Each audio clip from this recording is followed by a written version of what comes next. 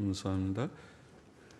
다시 잠시 기도하고 말씀 생각하십시다. 하나님 아버지, 우리의 기도와 찬양을 받으시고 하나님의 말씀을 주셔서 부족한 종이 감히 성경 말씀, 하나님의 기록된 말씀을 해석하며 또 거기에 담긴 하나님의 진리와 교훈을 전하는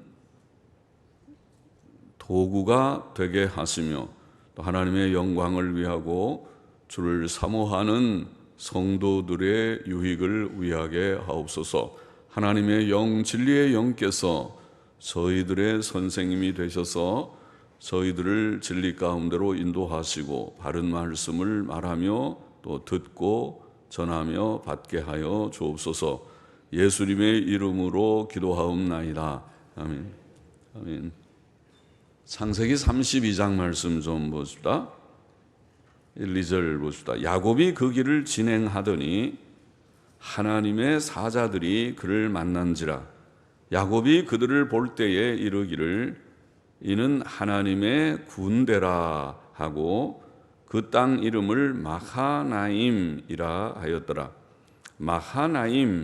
마카나임이라고 하는 이 말은 마카네, 바로 앞에 있는 군대라고 하는 마카네라는 말에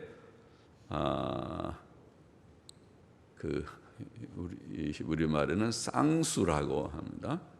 그것이 두 군대, 두 개가 쌍으로 있을 때에 그냥 복수라는 말은 여러 개가 있는 걸 복수라고 그러고 쌍수는 두 개가 쌍으로 있을 때 쌍수라는데 히브리 말에는 쌍수라는 개념이 있습니다. 그래서 군대가 둘이 있다는 말이죠. 하나님의 지금 보니까 하나님의 천사들, 사자들은 천사들이 아닙니까? 천사들을 만났는데 우리는 천사를 못 봤죠. 그러나 성경에는 간혹 천사들도 자주 나타나지 않고 간혹 특별한 경우에 나타나는데 그래서 천사들을 보았는데 그들을 하나님의 군대, 수가 많겠죠. 몇 명이 아니라 이 정도 가지고도 군대가 아니죠. 우리 교인들 모인 이상으로 많이 있을 때 군대라고 하겠죠. 그래서 군대와 같은 무리들, 이제 그것을 몇십 명 아마 되는 혹은 몇백 명 될지 몇십 명 정도는 최소한 될 것 같은데 지금 이게 쌍수로 마하나임 두 군대라 그런 말인데 그런 두 군대가 뭐냐? 사자들은 한 군대고 야곱의 가족들이 또 한 군대고 아마 그렇지 않겠는가? 야곱의 가족 그것도 군대같이 한 무리들이고 또 천사들을 만났으니까 그래서 이게 지금 두 군대로구나. 그래서 그 땅을 마하나임이라고 하였다. 이 신비한 사건은 하나님께서 야곱의 일행과 함께 하시고 그들을 지켜주실 것을 암시하였다고 보입니다. 그렇죠? 하나님이 천사들을 보내서 야곱과 지금 동행하듯이 또 혹은 야곱을 지켜주겠다 그런 암시를 주신 사건이라고 보입니다.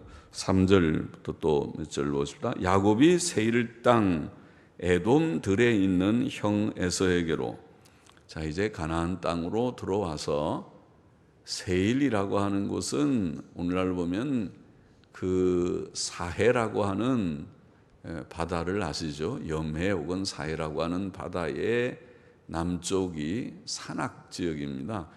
세일산이라고 하는 높은 산지로 알고 있습니다. 저는 성지를 가보지 않았지만은 우리가 성경 지리를 보면 그렇게 되어 있습니다. 그래서 그게 세일산, 그것이 에돔 자손들의 주거지입니다. 그래서 세일 땅 에돔 들에 있는 형 에서에게로, 물론 산도 있고 옆에 들도 있었겠죠. 형 에서에게로 사자들을 자기보다 앞서 보내며 그들에게 부탁하여 가로되 너희는 이같이 내 주 에서에게 고하라. 주의 종 야곱이, 주의 종, 당신의 종, 우리가 좀 윗사람을 당신이라고 잘 안 하니까 돌려서 주의 종 그렇게 표현을 하지만은 말뜻은 당신의 종이라는 말입니다. 당신의 종 야곱이 말하기를 내가 라반에게 붙여서 지금까지 있었사오며 내게 소와 나귀와 양떼와 노비가 있사오므로 사람을 보내어 내 주께 고하고 내 주께 은혜 받기를 원하나이다 하더라 하라 하였더니, 자, 야곱은 형을, 쌍둥이 형이지 않습니까? 조금 한 몇 초 차이로 먼저 자기가 난 것뿐일 테인데 몇 분은 되는지, 쌍둥이인데 하나는 에서고 자기는 야곱인데, 그런데 자기 형을 가리켜서 내 주 에서에게 고하라, 내 주께 은혜 받기를 원하나이다. 내 주, 나의 주님이라고, 형을 주님이라고 말합니다. 어떤 형제들은 동생이 언니한테 언니라고 부르지도 않는 그런 형제도 있고, 형이라고도 안 부르는 그런 동생도 있고 하다는데, 이게 내 주, 또 자신을 가리켜서 주의 종 야곱, 당신의 종 야곱이라고 표현했으니까, 이 말은 야곱이 물론 형한테 좀 잘못을 했기 때문에 이제 좀 그런 거 미안한 것도 있고, 또 형이 400명 끌고 온다니까 지금 겁이 나는 것도 좀 있고 하겠지만은, 그러나 야곱은 일단은 좀 그래도 겸손해졌어요. 암만 그렇다 하더라도 형이 뭐 나랑 쌍둥이인데 뭐 그냥 친구, 또 뭐 말 놓고, 우리 흔히 하는 말로 야자, 말 놓고 하는 관계지, 야, 뭐 자, 이렇게 자, 그렇게 하는 관계지, 뭐 주님이고 종이고 주종이 아닌데, 이렇게 생각할 수 있겠지만은 여튼 겸손해진 마음가짐을 보입니다. 6절 계속 보십시다. 사자들이 야곱에게 돌아와 가로되 우리가 주인의 형 에서에게 이른즉, 와서 이제 다 그렇게 얘기를 하니까, 그가 400인을 거느리고, 동생 야곱이 왔나, 400인을 거느리고 주인을 만나려고 오더이다. 야곱이 심히 두렵고 답답하여 자기와 함께한 종자와, 우리는 종자라고 번역했는데 딸린 사람들이라는 말이겠죠. 그러나 영어 성경은 한결같이 그냥 people, 그래서 people은 사람이란 말이죠. 같이 있는 사람들, 자기와 함께한 사람들, 그 사람들 속에는 가족들도 들어있고 종들도 물론 있고 하겠죠.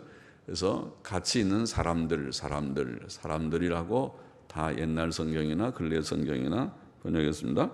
자기와 함께한 사람들과 양과 소와 약대를 두 떼로 나누고 가로되 에서가 와서 한 떼를 치면 남은 한 떼는 피하리라 하고, 400명을 이끌고 형이 온다고 그러니까 그냥 기뻐서 오면은 400명까지 이끌 필요가 없잖아요. 몇 명만, 그래서 한 두세 명 호위병 데리고 오든지 혼자 오든지, 기쁘면은, 아이 동생이 오냐? 그러면 이거 죽었는 줄 알았더니 동생이 이렇게 오는구나, 기쁘다 그러고 쫓아올 텐데, 400명을 끌고 오는 건 좀 수상하잖아요. 오면은 이 녀석, 내가 배루고 배뤘는데 이제 잘 걸렸다. 너는 오늘 이제 죽는다. 그리고 400명 끌고 와서 치려고 오는 것 같이 느껴지죠.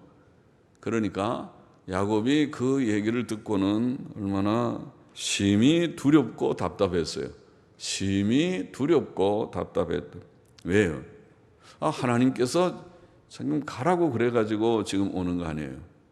자기도 뭐 고향을 그리워해서 가고 싶긴 하지만은 하나님께서 가라고 그러고 지난번에 생각한 대로 환경 여건이 좀 막 몰아대고, 그래서 지금 하나님의 뜻, 하나님의 음성 명령을, 계시의 명령을 받고 그래 가고 있는 길인데, 지금 형이 와서 나를 죽이려고 하면 이게 어떻게 된 건가? 이게 그러죠.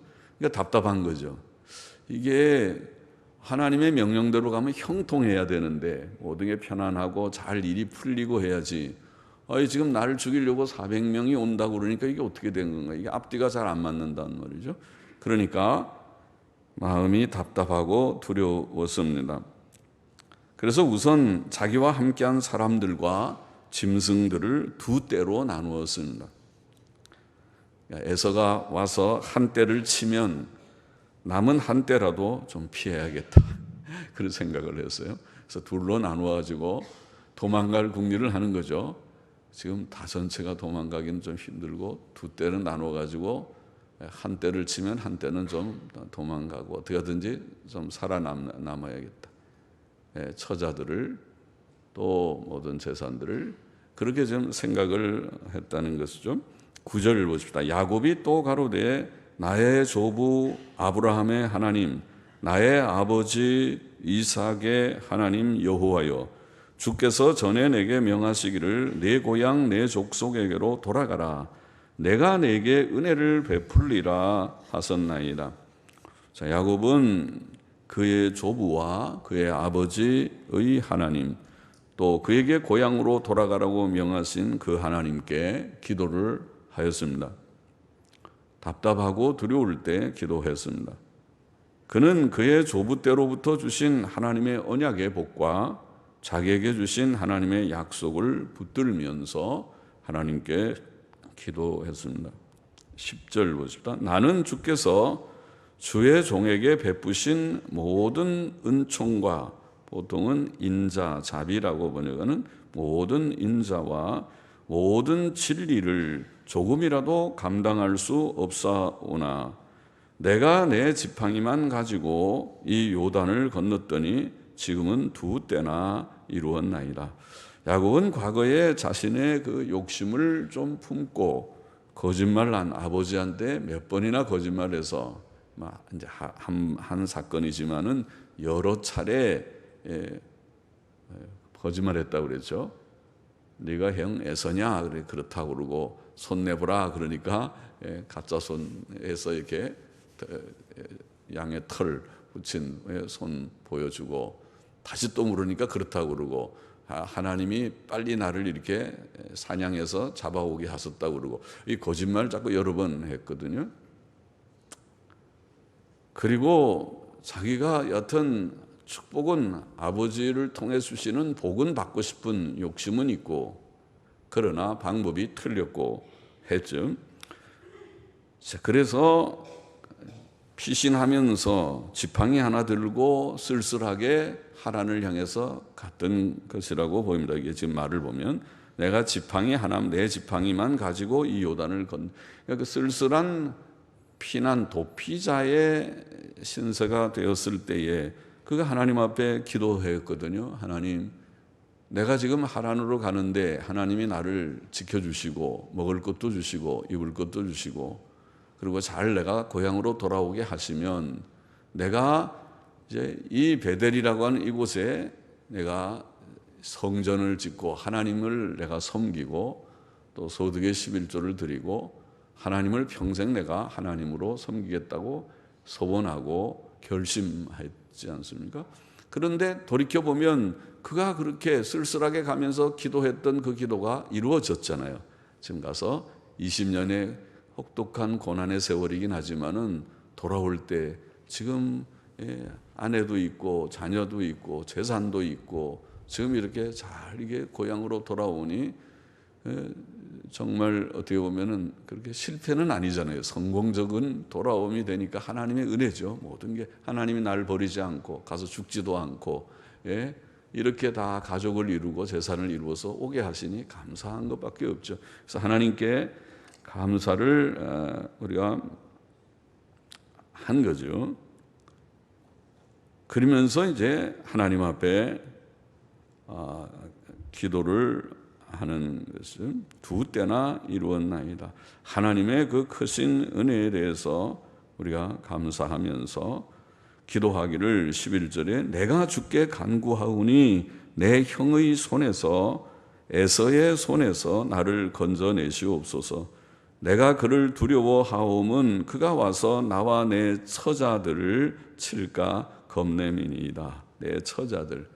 본문에 보니까 그냥 엄마와 자녀들 그랬는데 그 엄마들이 지금 4명이나 있고 거기에 딸린 자녀들이 많잖아요. 그래서 엄마와 자녀들을 와서 치고 나를 죽이고 또 모든 내 사랑하는 자녀들 엄마와 자녀들을 다 죽이면은 어떻게 하나 지금 제가 두렵습니다. 그렇게 말하고 주께서 말씀하시기를 내가 정녕 네게 은혜를 베풀어 내 씨로 바다에 셀 수 없는 모래와 같이 많게 하리라 하셨나이다. 많은 씨를, 번창하는 씨를 주시겠다고 했는데 하나님께서 과연 하란에서 제가 20년 지나면서 처음 7년 빼고 그 다음에 13년의 세월 동안에 자녀들이 지금 11명의 자녀들, 또 오는 그 중간에 한 명까지 해서 12명의 자녀를 낳지 않았습니까? 이렇게 자녀들을 많이 낳아서 이제 하나님이 참 복을 주셨다 생각하는데, 에서가 와서 다 죽여버리면은 저는 하나님께서 약속하신 대로 안 되고 어떻게 되는 것입니까? 하고 두려워서 하나님께 묻고 있는 거죠. 어려울 때에 우리가 할 일은 기도입니다. 이게 야곱처럼, 야곱은 하나님 앞에 하나님의 약속을 붙들고 하나님 앞에 기도했습니다. 어려울 때 기도한, 우리가 잘 아는 시편 50편 15절에 환난 날에 나를 부르라. 어려운 문제가 있을 때 하나님을 부르라, 기도하라는 것이죠. 환난 날에 나를 부르라, 하나님을 체험하라는 거죠.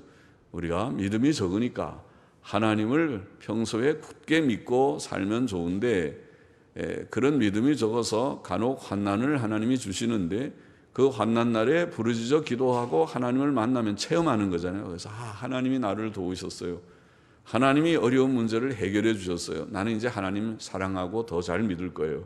이제는 하나님 중심으로 더 살겠습니다. 이런 결심이 생기도록 하나님께서는 우리를 훈련시키시는 것과 같아요. 그래서 환난을 좀 주시는데, 환난 날에 나를 부르라, 내가 너를 건지리니 네가 나를 영화롭게 하리로다. 약속과 같죠. 과연 지금 야곱은 어려울 때 내가 주께 간구하오니 하고 하나님 앞에 기도를 하고 있습니다.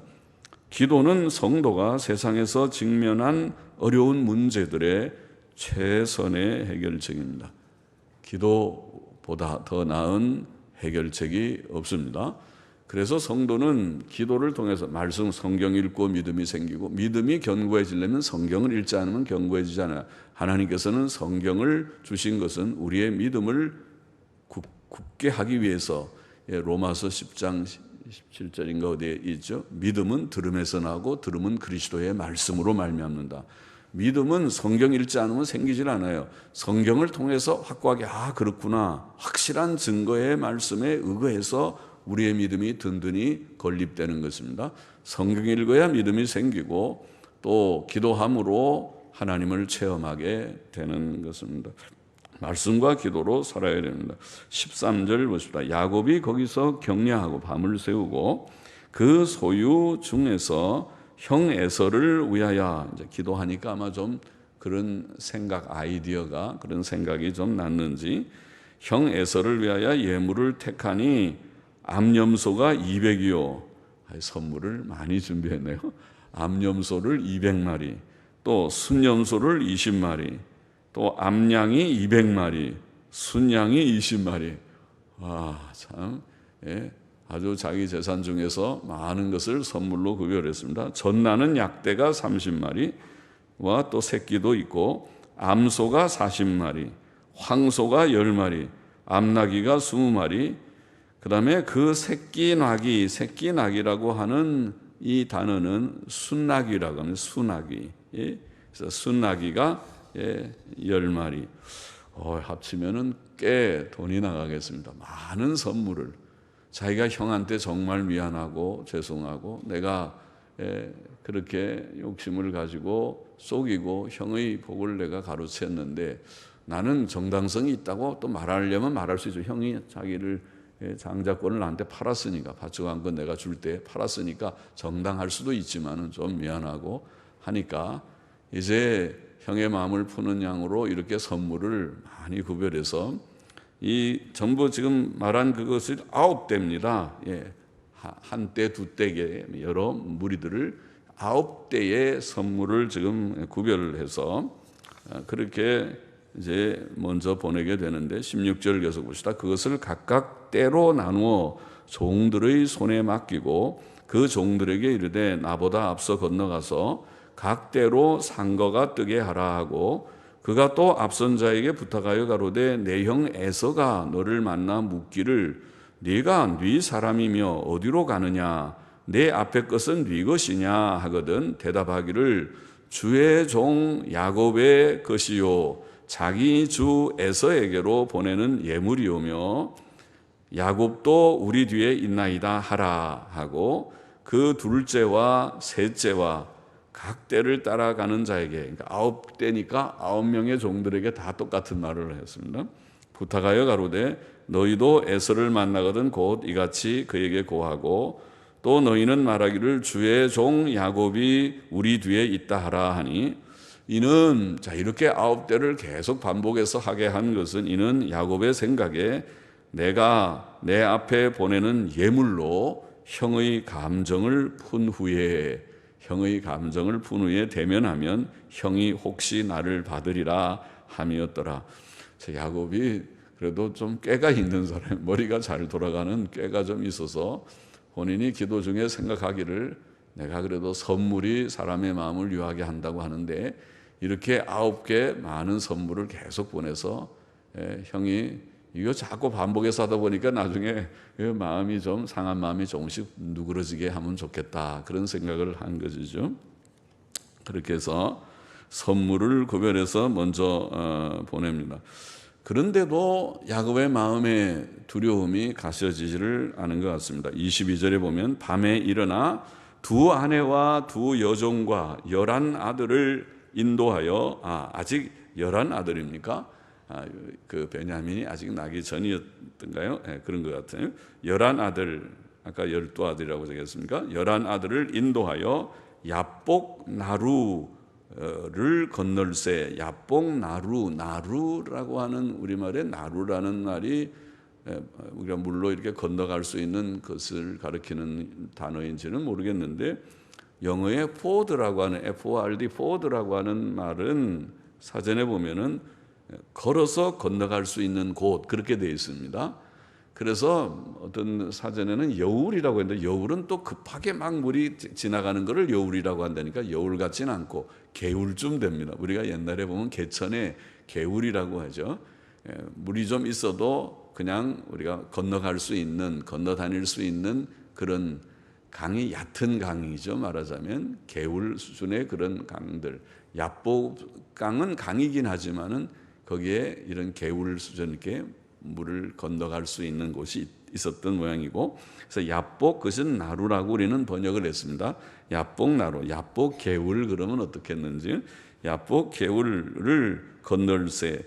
그들을 인도하여 시내를 건네며 그 소유도 건네고 야곱은 홀로 남았더니 이제 다 건너가게 하고는 홀로 남았더니 어떤 사람이 날이 새도록 야곱과 씨름하다가 그 사람이 자기가 야곱을 이기지 못함을 보고 야곱의 환도뼈를 치매 야곱의 환도뼈가 그 사람과 씨름할 때에 위골되었더라. 그 사람이 가로되 날이 새려하니 나로 가게 하라. 야곱이 가로되 당신이 내게 축복하지 아니하면 가게 하지 아니하겠나이다. 편안하지 않다는 거죠. 그 선물을 다 9대나 보냈지만은 마음에는 평안이 없어서 하나님 앞에 홀로 서서 하나님께 이제 씨름하는 그때에 하나님의 천사가 여기 한 사람이 씨름했다고 그러는데 천사라고 보입니다. 나중에 천사라고 성경이 말하고 있습니다. 호세아서에 보면은 그래서 이 한 사람과 씨름을 했다고 표현했습니다. 신비한 얘기죠.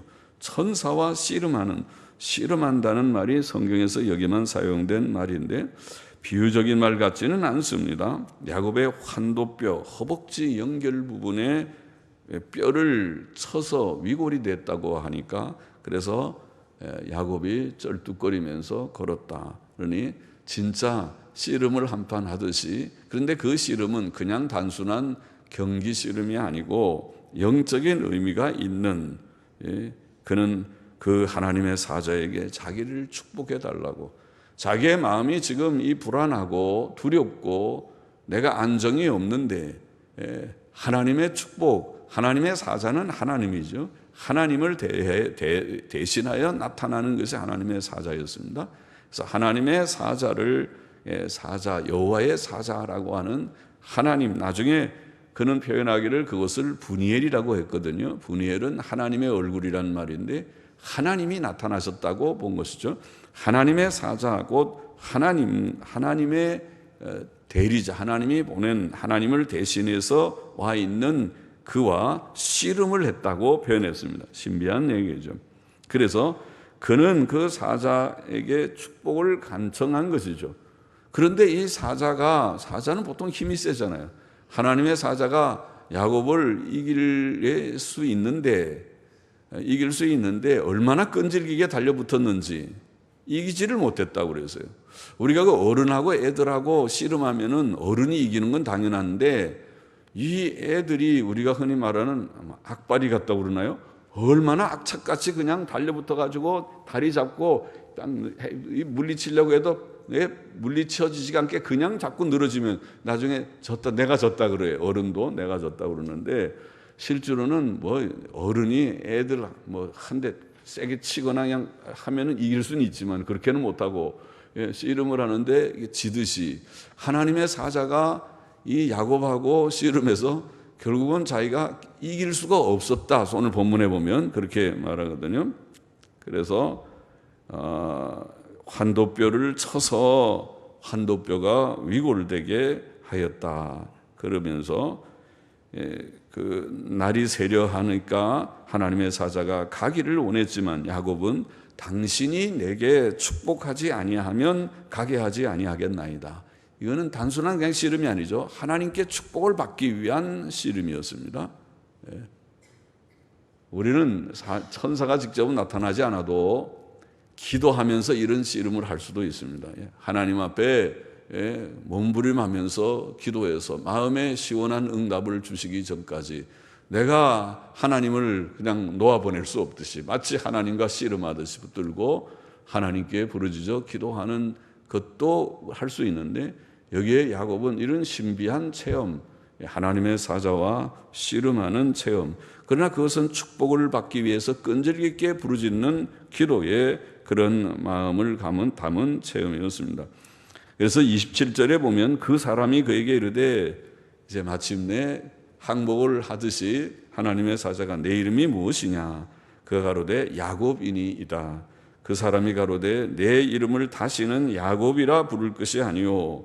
야곱이라는 말은 사실은 사전에 보면 히브리어 사전에 보면 야곱은 그가 발꿈치를 잡는다는 뜻이고 또 발꿈치를 잡는다는 말에는 그가 선수 친다. 이게 남이 할 일을 자기가 먼저 들어가서 선수 쳐서 차지하는 또 속인다 그런 뜻이 있어요. 야곱이라는 말이 별로 좋은 이름이 아니죠. 기분 안 좋은 이름이죠.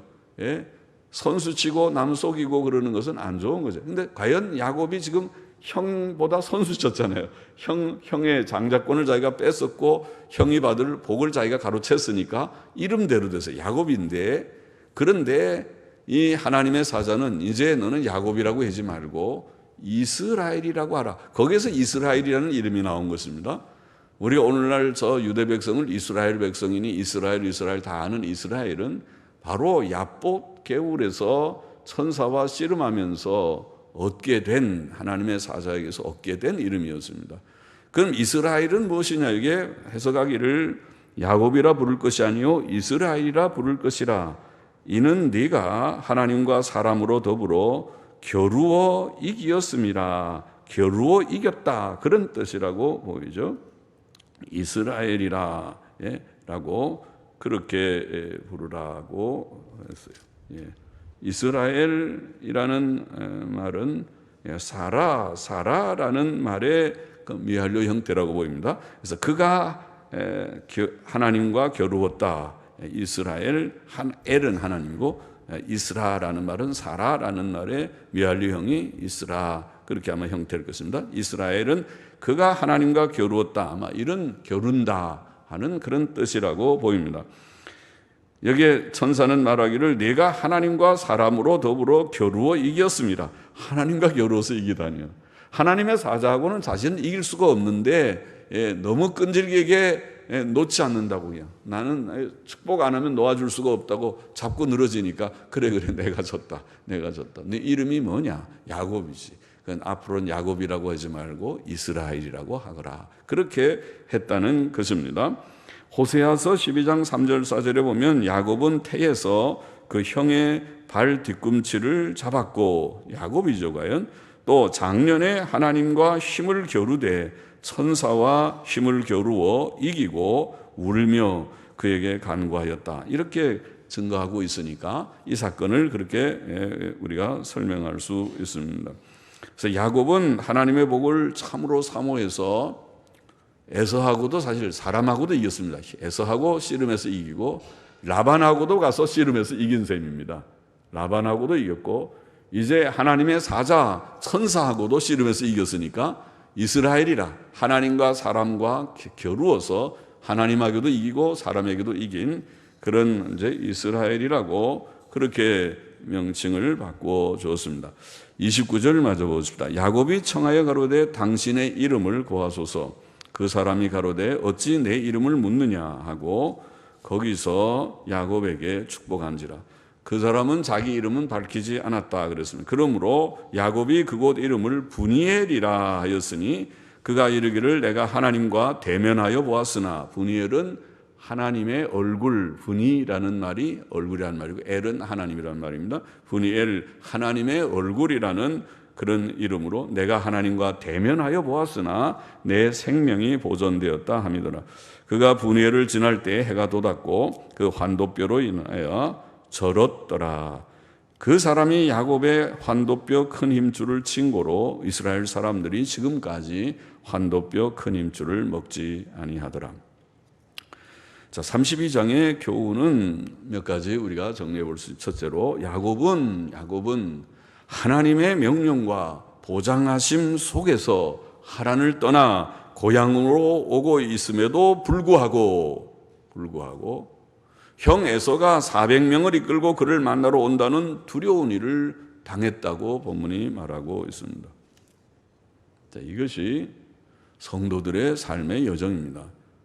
이스라엘 백성이 애굽에서 나오는 것이 하나님의 뜻이었음에도 불구하고 부름기둥 불기둥의 인도함을 따라서 처음에 출발했음에도 불구하고 홍해가 가로막히고 뒤에서 애굽의 군대가 바로의 군대가 병거들이 추격해 오는 참으로 난감한 위기를 만나는 것과 같이 때때로 성도들이 하나님의 뜻대로 바로 삶에도 불구하고 우리가 잘못 살아서 어려운 일 당하는 건 두고 그거는 당연한 일이고 하나님의 징벌이고 하나님의 징벌로 당하는 고난은 핑계할 수 없고 내가 잘못해서 그러니까 회개해야 되는 거고 그런 거 말고 우리가 하나님의 뜻대로 바로 사는데도 고난이 있느냐. 지금 야곱의 경우는 그가 하나님이 가라고 해서 가는데 고난을 받은 거 아닙니까? 그렇죠? 이스라엘 백성이 출애굽하라고 하나님께서 명령했는데 홍해가 가로놓인 것이 아닙니까? 제자들이 주님과 함께 주님이 배 타기 때문에 같이 따라서 타고 갈릴리를 건너는데 그때 큰 풍랑이 일어나서 주님은 배에서 주무시고 그들은 죽을 지경이 돼서 깨우면서 주님 우리가 죽게 됐는데 왜 이렇게 주무시기만 합니까? 한 거 아닙니까?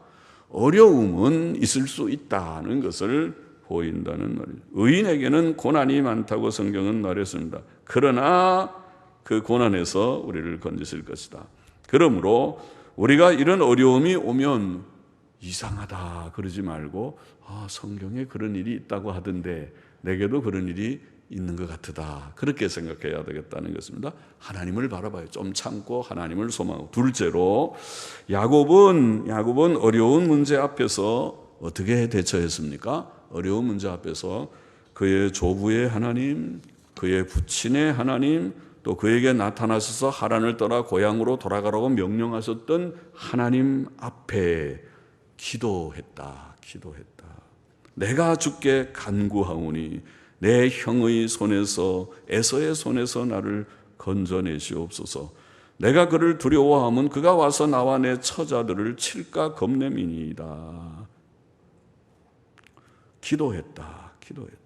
우리는 어려운 문제들은 있는데 어려운 문제들을 만날 때 이때가 하나님을 체험하는 때로구나 생각하고 기도의 골방으로 들어가시기를 바랍니다.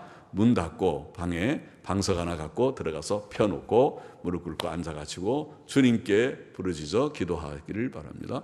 그래야지 어려운 문제를 하나님이 주시는데도 기도할 줄 모르고, 그 어려움이 물론 자기의 죄 때문에 오는 거라면 회개 기도부터 시작하면서 기도해야 되고, 또 어려운 문제를 내가 믿음으로 바로 살아보려고 하는데 지금 당하는 어려움을 말하는 것이, 그런 어려움이 있을 때 하나님 앞에 나아가 하나님의 약속을 붙들고 기도하는 우리가 되어야 하겠습니다. 그것이 하나님을 체험하는 때이기 때문에, 하나님이 주신 어려움이거든요.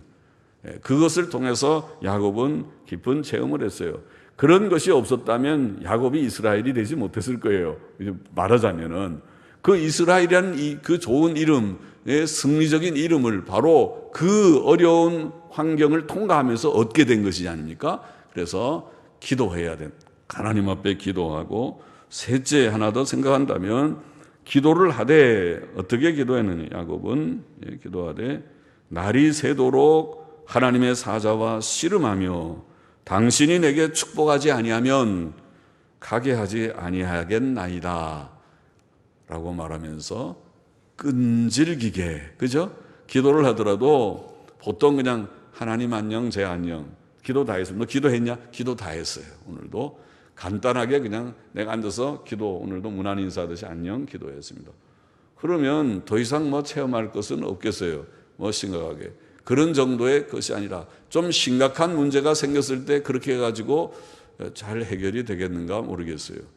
하나님의 긍휼 가운데 그래도 또 좋은 거 주실 수도 있겠지만은, 그러지 말고 야곱처럼 끈질기게, 하나님께서 우리에게 원하시는 것은 끈질긴 기도. 주님께서도 누가복음 11장 18장의 기도에 대해서 누가복음에 기도를 많이 교훈하셨는데, 11장의 기도는 밤에 찾아온 친구 이야기 아닙니까? 친구가 문 두드리면서 떡 3덩이만 좀 빌려달라. 아예 내가 지금 다 발 씻고 우리 가족들이 자려고 침소에 들었는데, 그런데 좀 갑자기 내 친구가 방문했는데 우리 집에 떡이 없는데 배고프게 밤에 잘 수는 없지 않냐.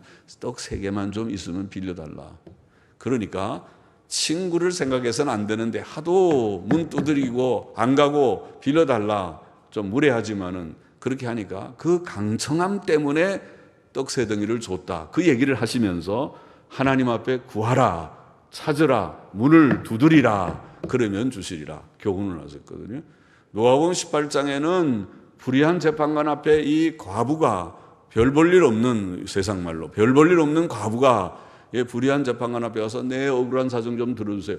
아이고 귀찮겠으리 절로 가라고 자꾸 이제 찾아오지 마세요 그만. 그런데 매일 찾아갔어요. 매일 찾아가서 내 사정을 좀 들어달라고. 제발 재판관님, 내가 이 억울한 사정 어디에 호소해 납니까? 재판관님이 좀 들어주셔야지. 어떻게 합니까? 하고 계속 사정을 하니까 말하기를, 이 재판관이 말해, 내가 불의해서 저런 거 눈에도 안 차고 내가 다 무시를 하는데 이 귀찮아 죽겠다 도대체가. 나를 번거롭게 하기 때문에 내가 들어준다 그랬어요. 주님은 그런 비유를 하시면서 하나님께서 하물며 하나님께서 자기의 사랑하는 자녀들의 기도를 들어주죠. 왜 주님이 그런 얘기를 하냐면, 하나님이 불의한 재판관이 아니잖아요. 우리가 과부가 아니잖아요. 우리는 하나님의 당당한 자녀입니다. 특권 있는 자녀들입니다.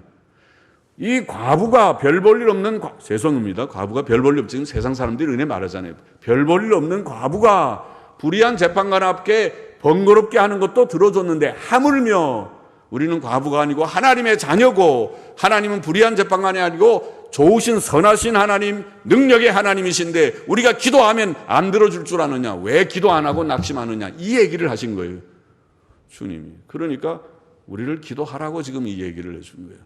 하나님 앞에 어려운 일이 있을 때 낭망하지 말고 하나님께 나아가서 부르짖어 간절히 기도하면 하나님께서 들어줄 줄을 믿습니다. 그렇게 하라는 것입니다.